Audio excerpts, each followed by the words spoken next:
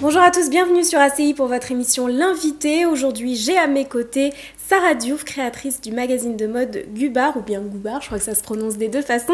Bonjour Sarah, bienvenue. Bonjour, merci. Alors, il se trouve que si je ne l'ai pas entre les mains, c'est parce qu'en vérité, il s'agit d'un webzine, je crois que ça se dit comme ça. Exactement.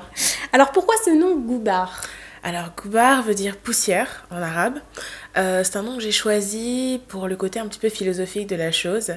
Nous, on arrivait un petit peu dans ce milieu de la mode à une époque où le débat sur la couleur des mannequins, des personnes qui travaillent dans cette industrie, était une chose assez récurrente. Donc, tout simplement pour faire comprendre aux gens que la mode, c'est un art comme un autre et que l'art, c'est quelque chose qui est censé fédérer les gens et non pas les monter, enfin entre guillemets, les uns contre les autres. Et voilà, c'était le côté un petit peu éphémère qui rappelle non seulement le magazine qui est digital, donc il disparaît lui tous les mois, mais... Il n'y a pas possibilité d'avoir des archives ? Ah si, bien sûr. Alors en fait, on est actuellement en train de travailler sur des podcasts qu'on pourra retrouver donc sur iTunes et autres, où tous nos lecteurs pourront retrouver les anciens numéros, les anciennes parutions. Alors, comment est née véritablement l'idée ? Est-ce que vous êtes vous-même impliquée dans le milieu de la mode ? Pas originellement. Moi, je suis issue d'une école de commerce. Mais plus j'ai le côté monté... business. Voilà. Et j'ai monté ce projet en parallèle d'une année, en fait, où j'étais immobilisée. Parce que ça s'est passé à la suite d'un accident. Donc de la route. Et j'avais une année plus ou moins à tuer, parce que je pouvais pas faire grand-chose. Et... on va dire que c'est tombé pile au moment du boom de la blogosphère. Donc je traînais pas mal sur internet, je regardais ce qui se faisait, je voyais qu'il y avait quelque chose qui était en train de se passer. Et c'est un bon moyen, je pense, pour faire passer un message parce qu'il n'y a pas vraiment de limite. Alors vous-même, vous lisiez quoi comme magazine, par exemple ? Je vais pas mentir, je suis toujours fanat du papier. Je lisais beaucoup Glamour, Vogue, mon préféré Numéro, pour l'esthétique et puis le design. Et j'adore la ligne éditoriale de ce magazine. Mais je trouvais qu'en termes de contenu, tous ces magazines-là manquaient d'un petit quelque chose dans lequel je ne me retrouvais pas. Et je pense que la plupart des filles aujourd'hui cherchent un contenu vraiment plus éclectique que ce qu'on nous offre. Quand on regarde dans la rue, certes, quand on lit un magazine, on veut voir du rêve, mais on aimerait bien un petit peu se retrouver. Donc, non seulement en termes de pigmentation, pour toutes les filles, qu'elles soient asiatiques, noires, indiennes, mais aussi après en termes de goût, tout simplement. Donc, on a essayé de vraiment offrir un contenu divers et métissé dans ce magazine. Et vous en êtes à combien de numéros ? Alors là, on sort notre 33e numéro vendredi. Et donc ce qui fait à peu près 3 ans d'existence. Exactement, ouais. Ça fait 3 ans qu'on célébrera en janvier prochain. Et vous avez une idée du nombre de lecteurs que vous avez par mois ou depuis la création ? Alors, depuis la création, ce sera un petit peu difficile de vous dire, mais par mois, aujourd'hui, on est à une moyenne de 100 000 lecteurs par numéro. Et vous avez vu vraiment un engouement, plus les mois passaient, plus les numéros arrivaient ? Oui, alors, je pense que le pic, si je peux appeler ça comme ça s'est passé l'été 2010. On a eu en couverture du magazine une célébrité américaine. Et je pense que c'est ça c'est comme ça qu'on a gagné en fait le lectorat américain et qui nous a permis de doubler du coup nos nombres de visites.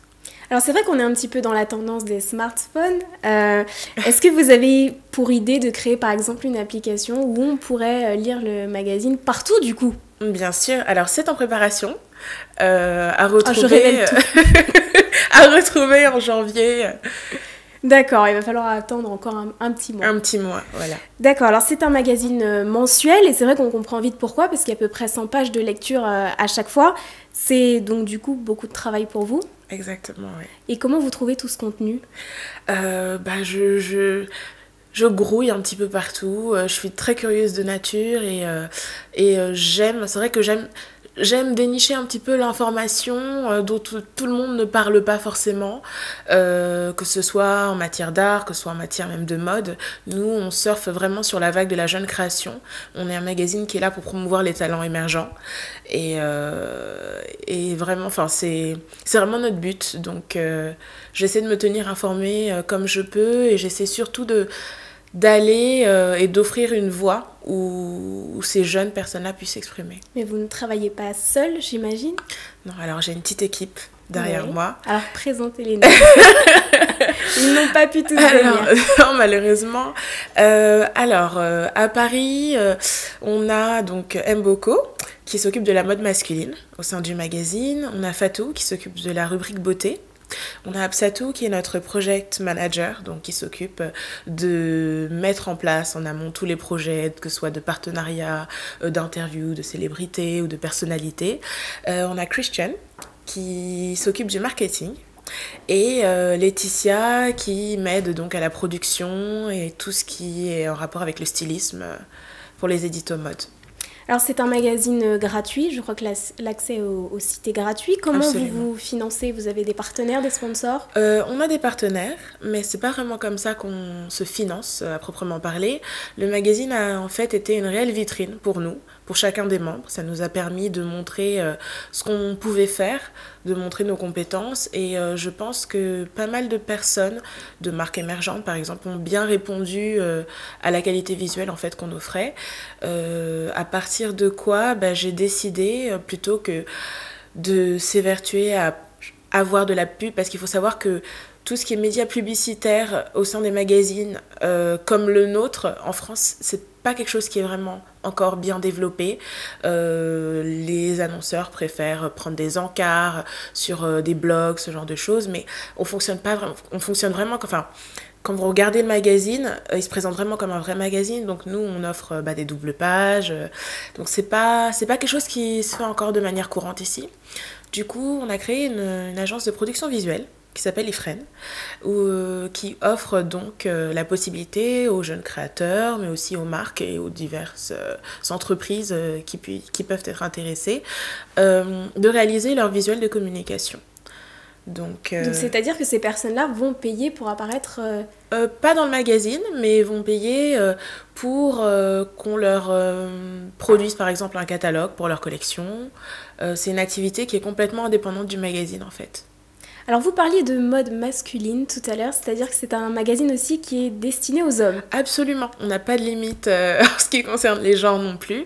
Le numéro de décembre justement qui sortira vendredi est un spécial homme. Alors un petit avant-goût, qu'est-ce qu'on va y trouver dans ce spécial homme? Ça va m'intrigue. Une série mode avec plein de couleurs, de la fourrure, enfin plein de choses. Sympa. Très tendance. On retrouvera aussi un article par exemple sur cette superbe galerie qui s'appelle la RSVP Galerie, qui est à New York et qui est tenue par un jeune homme qui s'appelle Virgil Abloh. On y retrouvera plein de petites choses. Je ne vais pas tout vous dévoiler non plus, mais... C'est normal. Alors, on est à la veille de 2012. Quels sont donc vos projets ? Alors, nos projets pour 2012, déjà en janvier, on va souffler notre 3e bougie, ce qui est énorme. Et en tant que projet, alors nos objectifs plutôt, ce serait vraiment de s'implanter sur le marché américain comme média international. Mais c'est vrai que c'est un site internet, c'est-à-dire que tous les pays aujourd'hui peuvent se rendre sur le site internet. Exactement, c'est pour ça que le magazine est bilingue, en français et en anglais, pour ne pas... Alors il est presque déjà implanté aux États-Unis, ça se trouve. Exactement, en fait je pense qu'on a réussi quand même à gagner du lectorat américain suite déjà à cette couverture l'été passé, mais mois après mois, je pense on a quelqu'un qui s'occupe de notre communication là-bas, qui s'appelle Anna, qui travaille mois après mois à créer des synergies en fait entre déjà les différents blogueurs américains qui je pense sont d'une grande aide pour pouvoir relayer l'information, parce que c'est vrai que nous on tient à se différencier des blogs. On n'est pas un blog, on fonctionne vraiment comme un magazine, je tiens à le rappeler, de manière mensuelle. Du coup toute l'information que vous pouvez trouver dans le magazine peut se retrouver dans des blogs qui vont citer la source, donc Goupart. Vous avez réalisé un documentaire, il me semble. Alors le documentaire est en cours, c'est un peu le projet qu'on va présenter en janvier prochain pour nos 3 ans, qui va retracer 3 ans de création, de mode, de métissage et de backstage pour montrer justement au monde ce qu'on fait depuis tout ce temps-là. Eh bien on va regarder quelques images, vous nous avez amené le teaser et on regarde ça tout de suite. It's crazy. Can you imagine all we've done in 3 years? Travel, work, fuse, dream, and let it go.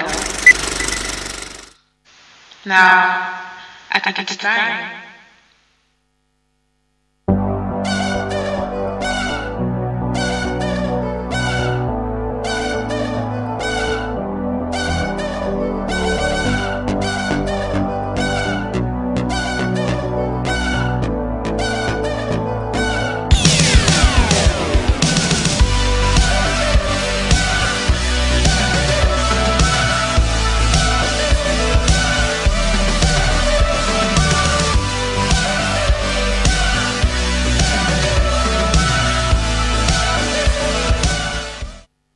Ce magnifique documentaire, où est-ce qu'il sera visible? Sur votre site internet, j'imagine? Il sera visible sur le site internet et également sur une chaîne qu'on dévoilera. Donc on dévoilera le nom en janvier. Très bien, merci Sarah d'être passée, bonne continuation à vous. On ne dit pas bon anniversaire en avance, je l'abstiens. Bonne continuation beaucoup. En tout cas, merci d'être passée et nous on se retrouve très vite avec un nouvel invité.